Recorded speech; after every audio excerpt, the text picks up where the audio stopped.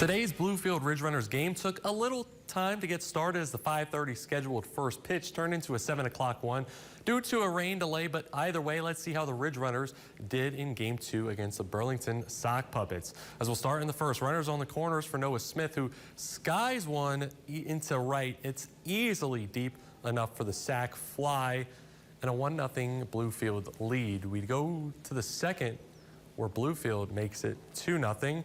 As Jaden Brown lines one to right. The right fielder doesn't play it correctly. He dribbles to the wall for the RBI double. But in the fourth, things started going awry for Bluefield as the first batter of the fourth inning, Noah Murray for the Sock Puppets, cranks one to left over the wall and out of here. Burlington makes it 2-1 just like that. Still in the fourth, bases loaded.